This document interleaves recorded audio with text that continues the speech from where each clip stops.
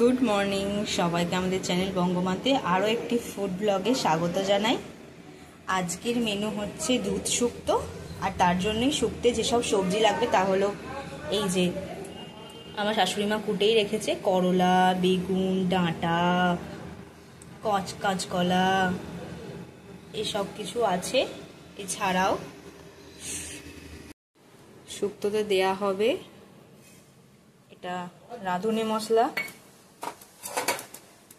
এটাকে একটু গরম করে নিতে হবে, নিয়ে একটু গুঁড়ো করে নিতে হবে, একটু হালকা ভাজা ভাজা হচ্ছে।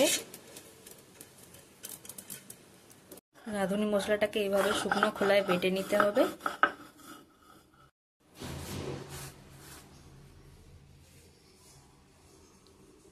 এবার নিয়ে নিয়েছি সাদা সর্ষে আর পোস্ত, এগুলোকে একটু বেটে নিতে হবে, আর আদা বাটা,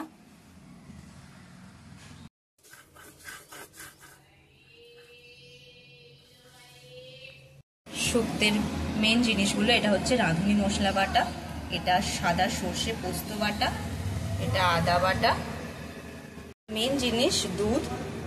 এই দুধ শুক্তোর সব জোগাড় করা আছে, এবার বানানো হবে।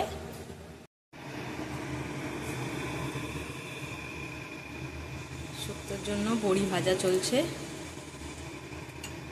সাদা বড়ি।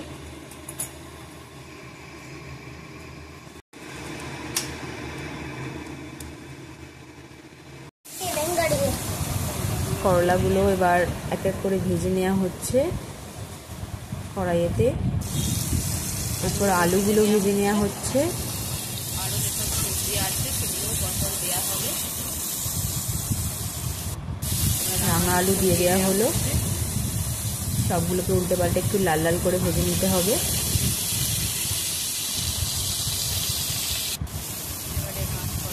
লাল লাল করে ভাজা হয়ে গেছে, এরপর বেগুন দেওয়া হলো, বেগুনটাকে ওর সঙ্গেই ভেজে নিতে হবে। এরপর তেজপাতা, পাঁচফোড়ন ফোড়ন দিয়ে আদা বাটাটা দিয়ে দেওয়া হলো, দিয়ে এবার মশলাটাকে একটু ভাজা ভাজা করে নেওয়া হচ্ছে।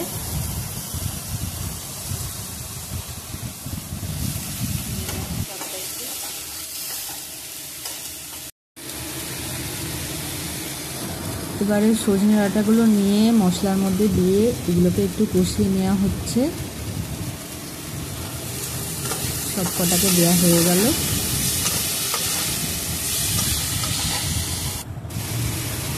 একটু পরিমাণ মতো নুন দেওয়া হলো,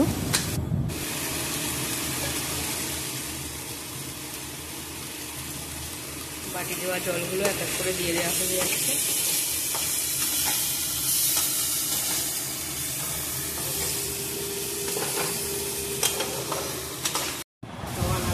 মশলার উপর সমস্ত সবজিগুলো একসাথে দিয়ে এবার সব কিছুকে একসাথে কষিয়ে নেওয়া হচ্ছে।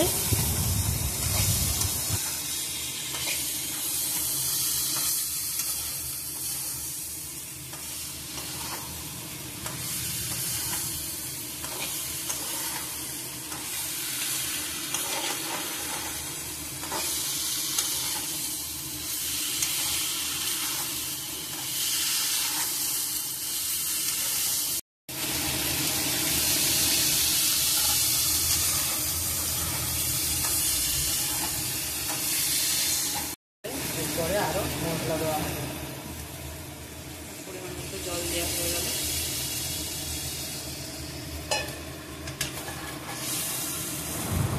মশলাগুলো কষিয়ে নেওয়ার পর জল দেওয়া হয়ে গেছে, এবার এটাকে ঢাকনা দিয়ে আধ ঘন্টার মতো রান্না করতে দিতে হবে। ঢাকনা খুললাম, সবজিগুলো সেদ্ধ হয়ে গেছে,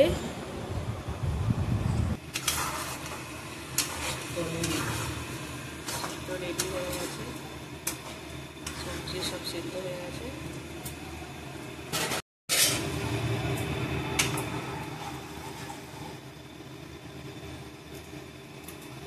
পরে এগুলো বড়িগুলো দিয়ে দিচ্ছি।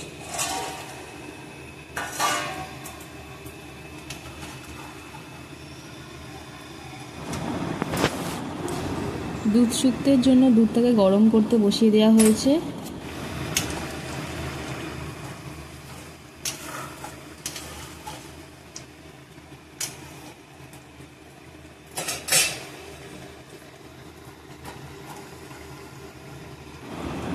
দুধটা ফুটে গেছে, এবার পরিমাণ মতো দুধ শুক্তে অ্যাড করে দেওয়া হলো।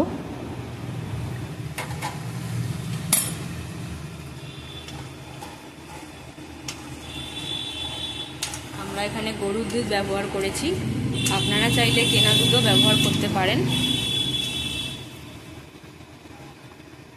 বা আমল দুধগুলোও ব্যবহার করতে পারেন। এটা রাঁধুনি মশলা দিচ্ছি।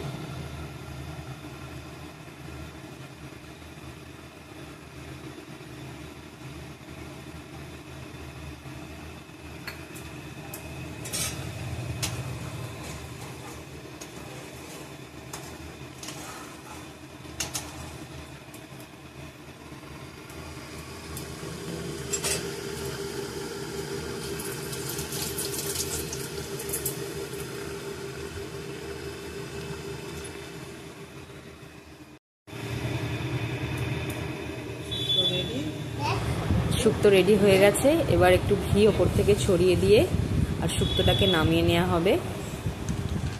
শুক্তো আমাদের রেডি হয়ে গেছে। ভিডিওটি ভালো লাগলে লাইক করবেন, শেয়ার করবেন, আপনারাও বাড়িতে অবশ্যই বানিয়ে দেখবেন। Thank you.